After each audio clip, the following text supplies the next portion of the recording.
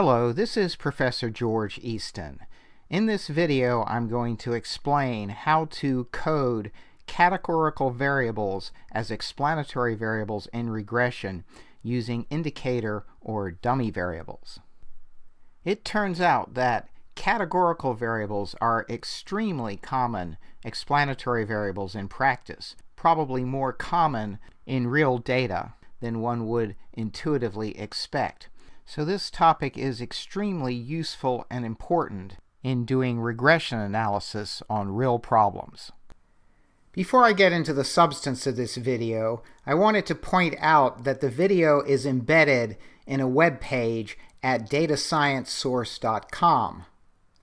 On that web page, you'll find a link to a PDF version of these slides, as well as a link to a code file that is used later in the video. It's probably best to start the video from that page, and I encourage you to go take a look at the information and the links that are there. So what are indicator or dummy variables? Well, they are X variables in regression that take on only the values of 0 or 1. And what they're used for is to indicate the presence or absence of something. So for example, if we're thinking about our data points in a regression corresponding to a person, a dummy variable might be used to indicate whether or not that person owns a dog, or whether or not that person is college educated, or whether or not that person is a male, or similarly, it could be used to indicate whether or not the person is a female. But dummy variables are variables that take on only the values 0 and 1 and are used to indicate the presence or absence of something. So when there are only two categories of a categorical variable, for example male and female, it's really very natural to use a dummy variable to code those two categories in a regression. But dummy variables can also be used to code more than two categories, and I'm going to show you how that's done in this video. But before we get into how to use dummy variables, I want to remind you a little bit about the terminology associated with categorical variables. So categorical variables are, of course, a variable that takes on one of a number of categories. So this is things like whether or not a product is defective or good, whether or not an email is spam or not spam email, sometimes called ham, or it might be something with more than two categories like letter grades of A, B, C, D, and F. Now these kinds of categorical variables go by a variety of names. Obviously the name categorical variable, which I've been using. They're also called nominal variables, sometimes attribute variables, and if the categories have an ordering, like the letter grades A, B, C, D, and F, they're called ordinal variables or ordered categorical variables. So a variety of terms are used to describe the kinds of variables that we're talking about in this video. Now I want to make a quick note here. What we're talking about here is using these dummy variables or indicator variables to represent a categorical variable as an explanatory variable in a regression. So what this is about is coding a categorical variable as an X variable in a regression, and that can be a least squares regression or a logistic regression or other kinds of regression. But it's not about coding the Y variables.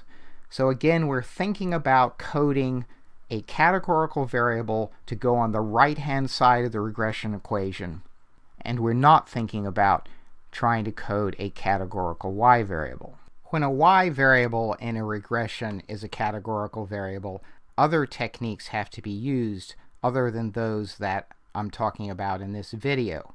So once again, what we're thinking about is a categorical variable used as an explanatory variable on the right-hand side of the regression equation.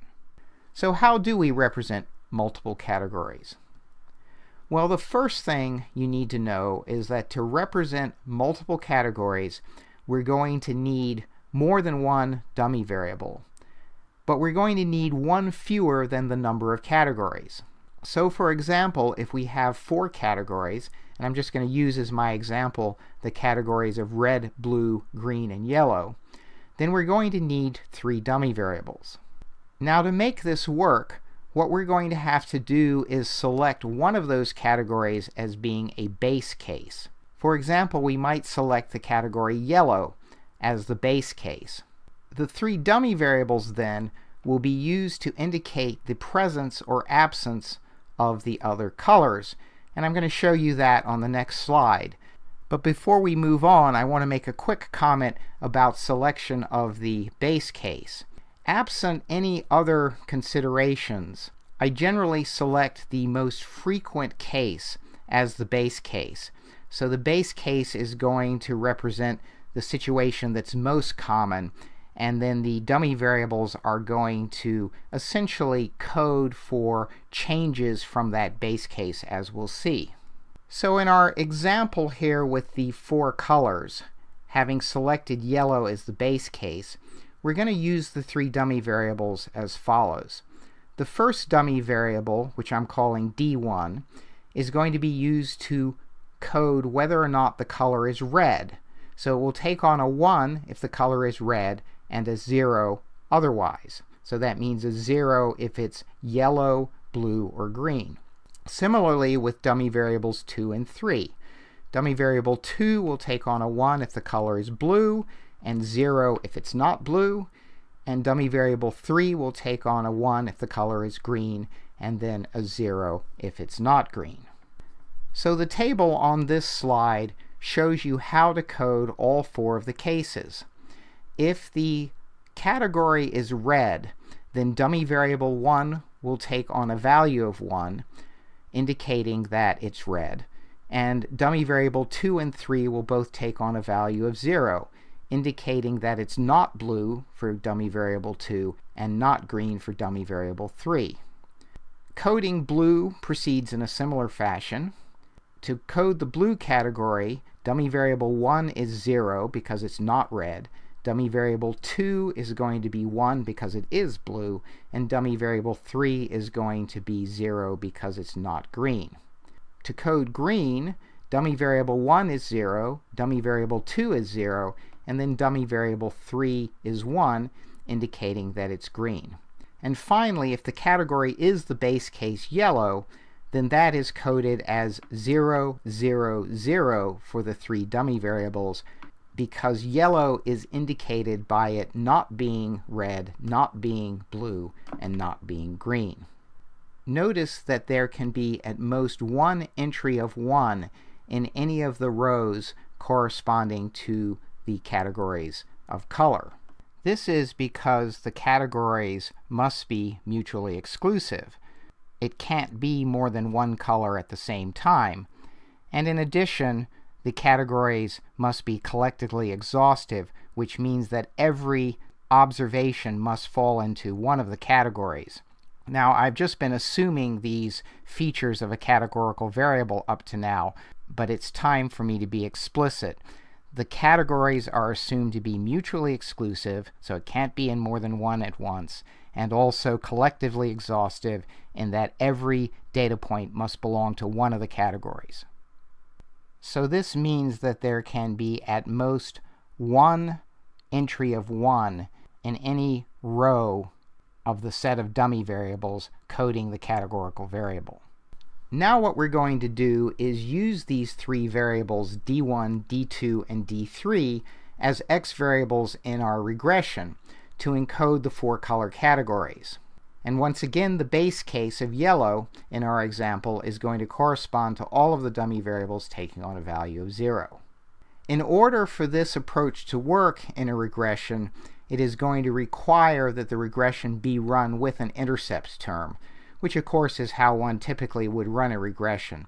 But I just wanted to make that comment because this approach will fail essentially if you should run the regression without an intercept term. Now, to really understand how these dummy variables work, you need to understand their effects on the regression equations. So we're going to have to do a little bit of algebra here to understand exactly what's going on. So we're going to begin with the simplest case, where we have only two categories and just one dummy variable. And I've indicated that dummy variable using the letter I here. So I is going to be an indicator variable that takes on values of either 0 or 1, depending on which of the two categories the observation belongs. Now, in this regression equation, we have some other x variable here, which we're going to think about as being a continuous variable. One could, of course, have a whole bunch of additional regression explanatory variables other than x1. So x1 essentially represents the collection of other x variables that happen to be in the regression. So continuing with our example with only one other explanatory variable x1, this means that our regression equation is y is equal to alpha plus beta 1 x1, so that's an intercept plus a slope coefficient times this continuous explanatory variable, plus a second regression coefficient beta 2 times our indicator variable that only takes on the values of 0 and 1 that indicate which category the observation is in. And of course, in a regular regression, there would be an error term here, which I've denoted by epsilon. Now, to understand what's going on, you need to examine the two cases that correspond to the 0 and 1 values of the indicator variable. So when we're in the base case group where the indicator variable is 0, this entire term, beta 2 times I, just drops out because 0 times beta 2 just goes away. And that means that for the base case, or the reference group, our equation is y is equal to alpha plus beta 1 x1 plus the error. However, when the indicator variable is 1, when the observation is in the second group, then this I is going to turn into a 1, and we're going to be left with just beta 2 here. So in the second category, our equation is that y is equal to alpha plus beta 1 x1, this continuous explanatory variable, plus beta 2 plus the error term. And if you take the beta 2, which is just a constant, and associate it with the other constant, the intercept, what you'll see is that you get an equation that y is equal to alpha plus beta 2, which is now playing the role of an intercept term, plus now beta 1 times the continuous explanatory variable plus the error. And what we have for these two cases is two parallel lines. The first line with an intercept of alpha, and the second line with an intercept of alpha plus beta 2. So this figure shows what's going on. The blue line here represents the base case, and the base case will have an intercept of alpha, which is indicated right here, and it will have a slope of beta 1, so that's indicated right here. For the second category, the intercept is going to be alpha plus beta 2, so it's going to cross the y-axis right there. Its slope is going to be exactly the same as for the base case, so that's represented by beta 1 here, and the shift between the two lines is going to be beta 2. So beta 2, the regression coefficient on the indicator or dummy variable, shows the shift in the line away from the base case. Now in this particular example, I've shown this shift beta 2 as being positive, but it could of course be negative as well, in which case the red line corresponding to the second category would be below the blue line, below the line for the base case. So in summary then, we get two parallel lines with slope of beta 1 that are separated by a distance of beta 2, which is the regression coefficient on the dummy variable.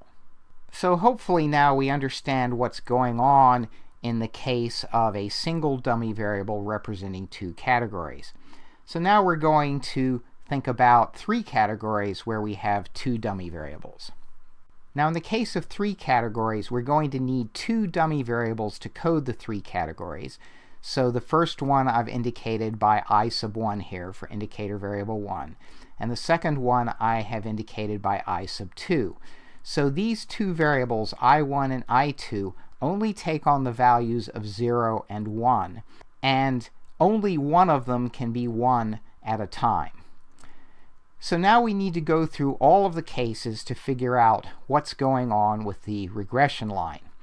In the base case, or the reference group, both of the indicator variables are going to be 0, because the base case, again, is represented by an absence of the other two categories. And in that case, when both I1 and I2 are 0, these two terms are just completely wiped out, and we're left with the regression equation that y is equal to alpha plus beta 1x plus the error term. Now let's consider the situation where the observation is in the second category. In that case, this first indicator variable is going to take on a value of 1, and the second indicator variable is going to take on a value of 0. And what this means is that our regression line becomes y is equal to alpha plus beta 1 x1 plus beta 2, because it's multiplied just by 1, so just beta 2.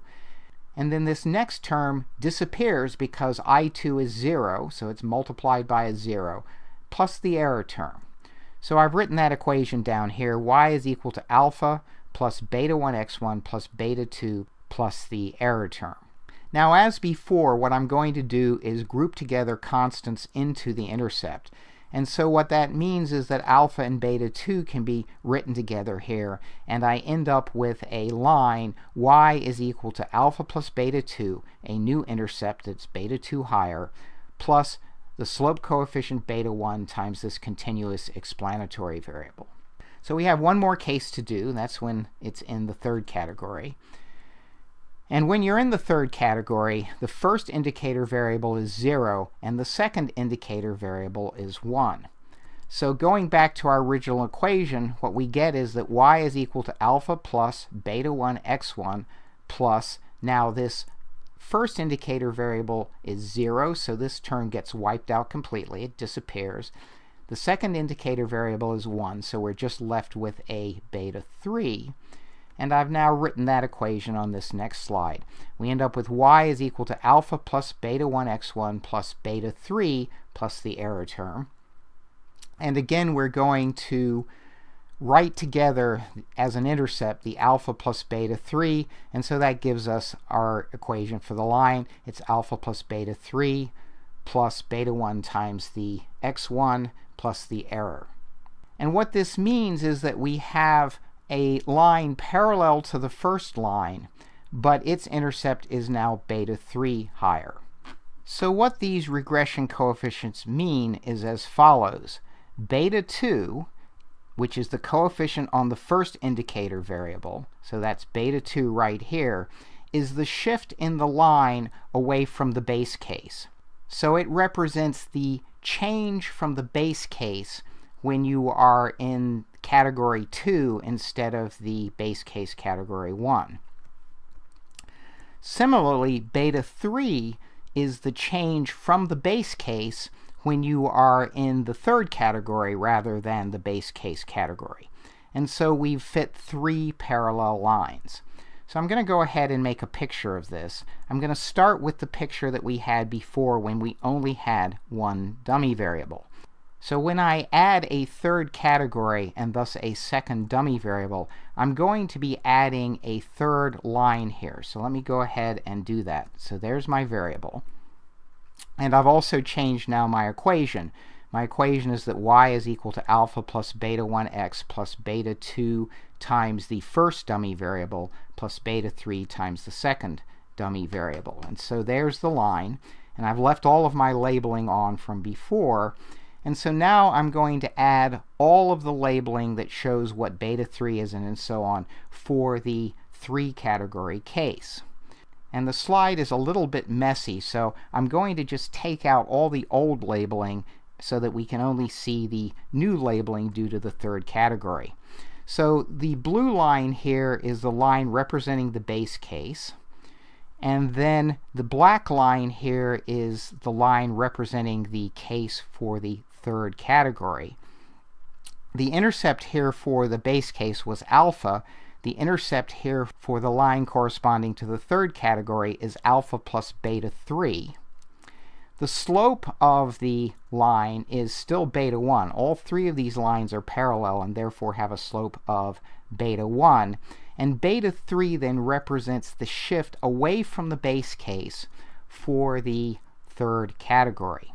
So now putting all of the labels back in, here's what we can see. All three lines have a slope of beta 1, which is the regression coefficient on this continuous explanatory variable x. Beta 2 right here represents the shift away from the base case of the second category. So if the intercept was alpha for the base case, the intercept for the second category is alpha plus beta 2. The value beta 3 here represents the shift away from the base case again, not from the second case, but from the base case. So we can see that, okay, and therefore if the intercept for the base case was alpha, the intercept for the third category is going to be alpha plus beta 3. Now I've drawn these three cases so that the change is increasing, but that wouldn't have to be the case. This third line could be down here or in between or anywhere. It's got to be parallel because of the form of the equation, but it doesn't necessarily have to be higher than the second case and so on. But hopefully now, if you examine this picture a little bit, you're going to understand exactly how the indicator variables affect the regression equation, and as a result you'll understand that there are three parallel lines and that the regression coefficients on the dummy variables represent the shift away from the base case. So now I'm going to close this video with a regression example. What you're looking at now is an Excel spreadsheet that I've created for you called auto.xlsx, and it should be available with the video. And what it contains is data from a famous auto data set that's frequently used for examples. It's an open source data set that I retrieved from the UCI machine learning repository. At the top here I have the link and also the citation for data obtained from that repository. And what it is data on 392 models of cars, and I've only pulled out a few variables here. The variables I'm looking at are the miles per gallon, which is given right here, and then the weight of the vehicle in pounds. And then I'm also going to look at the number of cylinders, and it's the number of cylinders that I'm going to convert into dummy variables for the example. Now this data is nonlinear, but it becomes rather linear if you transform the variables miles per gallon and weight by log. So the y variable we're actually going to be using is the log of the miles per gallon, and the continuous explanatory variable is going to be the log of the weight. And for both of these logs I've used the natural logarithm. I've created a dummy variable to indicate if the vehicle has 6 cylinders. I've labeled that is 6 cylinder, and it's going to take on the value 0 whenever the number of cylinders for the vehicle is not 6, and 1 if it is. So if I scan down here a bit, you'll see that this variable takes on a value of 1 when the number of cylinders is 6. And in fact, I've created this variable by using an if statement inside of Excel. So I say if the number of cylinder column is equal to 6, then I write out a 1, otherwise I write out a 0. My second dummy variable indicates if it's an 8-cylinder car. So again, I've just used an if statement based on this column K where it indicates the number of cylinders, so that if it is 8 cylinders, this dummy variable is given the value of 1 and 0 otherwise. So the base case is everything else, which is every vehicle that is not 6-cylinder or 8 cylinders. And for all practical purposes, the base case represents 4-cylinder vehicles. There is a 3-cylinder vehicle in there and a 5-cylinder vehicle in there. But for simplicity, we might as well think of this as a base case of 4 cylinders and then the first dummy variable represents 6-cylinder vehicles, and the second dummy variable represents 8-cylinder vehicles. So I've now used Excel's regression function to run the regression of the log of the miles per gallon on the log of the weight and the dummy variables for 6 and 8 cylinders. And you can see that the R-square is about 78%, as is the adjusted R-squared. The p-value on the F statistic for the overall fit is essentially 0, indicating that this regression is definitely getting fit. And if we go in here and look at the p-values of the t statistics on the regression coefficients, you'll see that log weight is clearly associated with the log miles per gallon, and the coefficient is negative, indicating that as the weight goes up, the miles per gallon goes down. You'll also see that the dummy variable for the 6-cylinder category is highly significant, with a p-value of essentially 0, as is the dummy variable for 8 cylinders. So you can see that as you change from 4 to 6 cylinders, there's a loss of gas mileage, and there's a greater loss of gas mileage when it's an 8-cylinder vehicle. Next, I've plotted the data and also the lines that correspond to the equations represented in this coefficient table. So let's go ahead and take a look at that. So here is the scatter plot of the log miles per gallon against the log weight. The points that are blue correspond to 4-cylinder vehicles. The points that are green correspond to 6-cylinder vehicles, and the points that are sort of tan or orange here correspond to 8-cylinder vehicles. As you can see, overall the gas mileage goes down as the weight goes up, and you can also see that after transforming this data, it really is very linear. Now, the 3 lines that I've placed here are the 3 lines that correspond to the regression of the log miles per gallon against the log weight, with the 2 dummy variables corresponding to 6-cylinder cars and 8-cylinder cars. So the blue line here is the line that corresponds to the base case of the 4-cylinder vehicles. The green line corresponds to the second group of 6-cylinder vehicles, and then finally this tan or slightly orange line corresponds to the 8-cylinder vehicles. So this gives you an example in a real regression, so to speak, of the use of dummy variables to allow for the effect of a categorical variable. In this case, the categorical variable is the number of cylinders. So this concludes my explanation of categorical variables and dummy variables in regression. If you understand the material in this video, then you certainly understand the most common way that categorical variables are handled as explanatory variables on the right-hand side of regressions.